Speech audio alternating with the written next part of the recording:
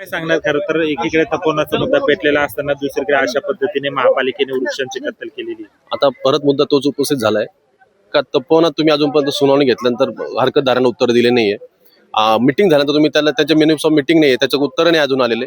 या ठिकाणी एसटीपीच्या वेळेस तुम्ही कुठली प्रोसेस राबवली आहे. या ठिकाणी तुम्ही म्हणता 2 हरकतदार आले वगैरे, तर 2 हरकतदारांचं मत काय, त्या 2 हरकतदारांना तुम्ही काय उत्तर दिले, डॉक्युमेंट काय तुम्ही रिलीज केलं ह्याबद्दलचं. आणि या ठिकाणी त्यांनी असं मुद्दा म्हणजे त्यांनी असं म्हणलंय की आम्ही याच्या बदल्यात आम्ही 7,500 झाडं फाशी डोंगराजवळ लावलेत. तर ती कुठली झाडं लावली आहेत तुम्ही, कधी लावली आहेत आणि तिची आजचा तिची परिस्थिती काय.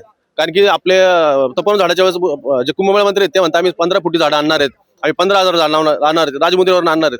तर त्या ठिकाणी तुम्ही झाडं लावलेत ते कुठून आणली आहेत, कुठल्या याचे झाडं आहेत ते, म्हणजे देशी विदेशी. कारण की आता तुम्ही झाडं कुठले लावाल आणि नंतर जेव्हा त्या झाडं अडचण येते तेव्हा तुम्ही ते देशी विदेशीचा मुद्दा उपस्थित करता. तर त्या ठिकाणी तुम्ही कुठले झाडं लावलेत हा पण आमचा मुद्दा उपस्थित आहे. आणि पहिली गोष्ट म्हणजे ही जी संपूर्ण प्रक्रिया राबवली जाते हीच आम्हाला सर्व नाशिककरांना संशयास्पद वाटते. तरी आम्ही राज्य शासन असेल यांना विनंती करतो की तुम्ही या सर्व प्रक्रियेत लक्ष घाला आणि ही प्रक्रिया संशयास्पद आहे. तुम्ही याच्यावर सर्व एक विभागीय चौकशी नेमा आणि यात जे दोषी असतील तुम्ही यांच्यावर कारवाई करा. जर कारवाई लवकर नाही झाली आणि दोषींवर जी कारवाई नाही केली तुम्ही, तर आम्ही सर्व नाशिककरण पर्यावरणप्रेमी या विरोधात नाशिक शहरात मोठं आंदोलन उभं करू.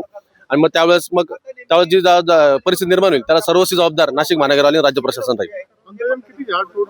या ठिकाणी 350-350 झाडं तोडलेत.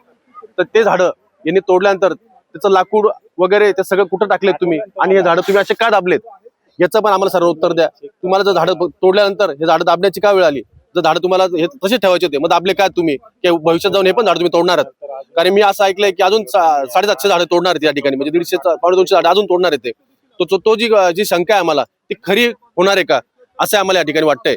तरी कृपया नाशिक महानगरपालिका राज्य प्रशासन असेल यांनी या ठिकाणी पारदर्शकता द्यावी आणि सर्व नाशिककरांना या संदर्भाचं जे काही यांचं डॉक्युमेंट वगैरे असेल, जी काही माहिती असेल ती सर्वांनी वेबसाईटवर द्यावी, न्यूज आणि मीडिया सगळ्यांना द्यावी आणि हरकतदारांना मेन म्हणजे द्यावी.